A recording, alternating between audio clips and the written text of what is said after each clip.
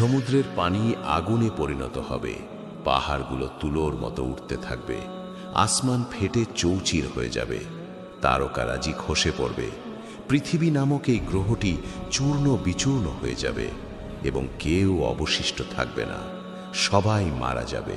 আজ আমরা যে রমজান পাচ্ছি, রোজা রাখছি, মসজিদে গিয়ে তারাবি পড়ছি এবং কোরআন তেলাওয়াত করছি, কিন্তু কখনো কি ভেবে দেখেছেন একদিন এমন সময় আসবে যখন শেষবারের মতো রমজান মাস আসবে, তারপর আর কোনো রমজান আসবে না, কোনো রোজা হবে না, কোনো তারাবি হবে না, কোনো কোরআন তেলাওয়াত হবে না।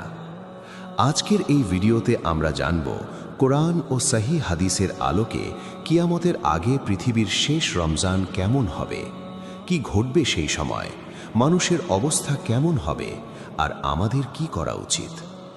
গল্পের শুরুটা ধ্বংস দিয়ে নয়, শান্তি দিয়ে। দাজ্জালের ফিতনা শেষ হয়েছে, হযরত ঈসা আলাইহিসসালামের যুগও একসময় শেষ হবে।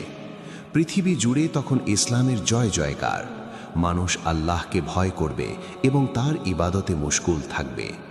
এমনকি একটা ডালিম খেয়ে একদল মানুষ তৃপ্ত হবে এবং বাঘ আর হরিণ একসাথে পানি খাবে। পৃথিবী তখন বরকতে পরিপূর্ণ থাকবে। কিন্তু আমরা জানি দুনিয়া চিরস্থায়ী নয়।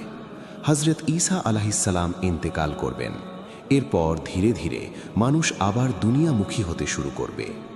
আল্লাহ তাআলার বিধান ভুলে পাপাচারে লিপ্ত হওয়া শুরু করবে। ঠিক তখনই আল্লাহ তাআলা তার চূড়ান্ত পরিকল্পনার প্রথম ধাপ শুরু করবেন।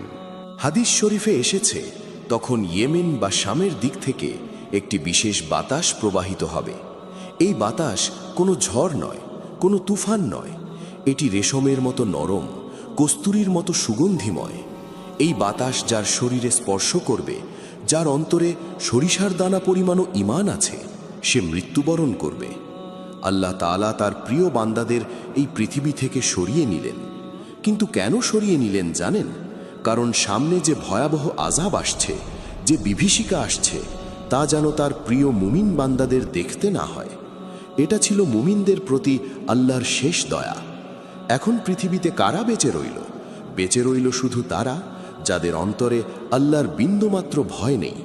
নিকৃষ্টতম মানুষগুলো, পশুর মতো মানুষগুলো। পৃথিবীতে এখন তাদের রাজত্ব। পৃথিবীতে এখন আর কোনো মুমিন নেই, কিন্তু তবুও মানুষের ঘরে ঘরে কোরআন শরীফ আছে। মসজিদে বিশাল সব কারুকাজ করা কোরআন রাখা আছে।